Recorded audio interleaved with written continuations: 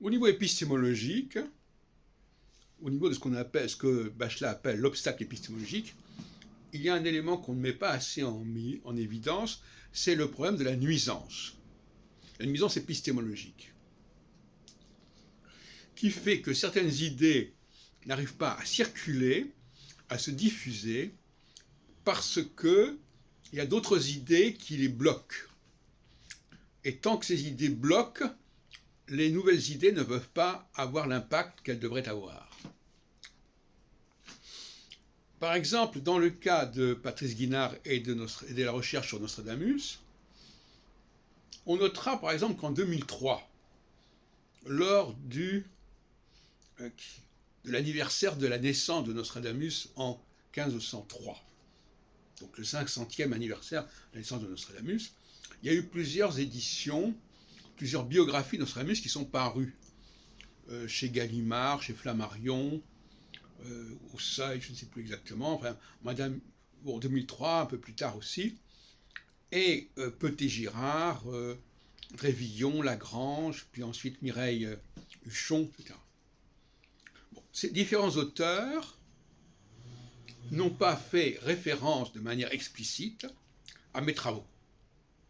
Alors que j'avais soutenu une thèse d'État en 1999 avec Jean Séhard, et avec dans le jury des gens comme Jean Dupeb, etc. Non, Jean Dupeb, c'était en 2007. Voilà, bref. Et donc, ce n'était pas une thèse sur Nostradamus en particulier, c'était une thèse sur le prophétisme. Mais il y avait tout un pan de la thèse sur Nostradamus.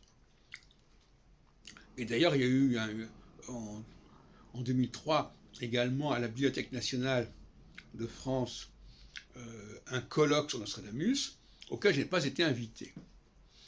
D'ailleurs, j'étais invité à aucune soutenance de thèse depuis, etc. Donc, il y a eu quelque chose qui faisait que mes travaux n'étaient pas audibles. J'en ai parlé un jour avec Peté-Girard, lors d'une réunion. Je lui ai dit, mais pourquoi vous n'avez pas parlé de mes travaux, etc. Ah oui, mais c'est controversé.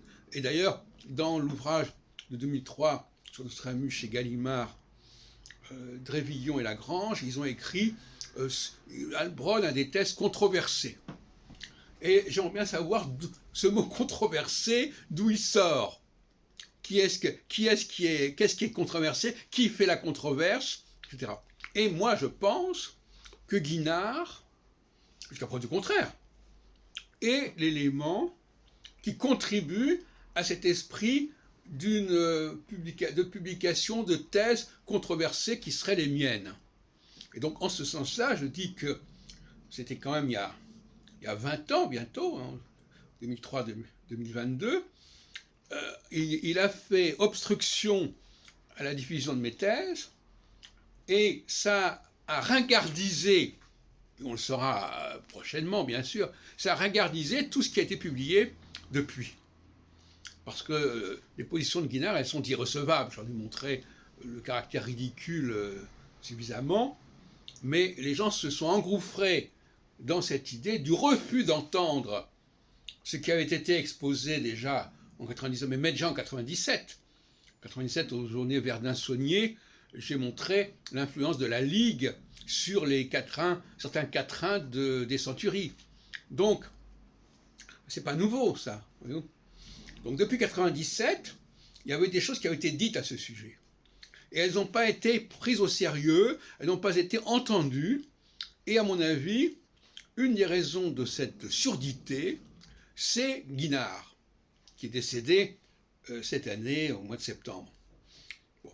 Alors, à quel moment cette espèce de refus d'entendre va-t-il céder ? À quel moment ça va s'arrêter, cette espèce de problème, de rejet, de controverse qui fait que, bon, c'est controversé. Guinard parlait d'un canular, d'ailleurs, à propos de mes idées. À quel moment ça va s'arrêter ? On se le demande.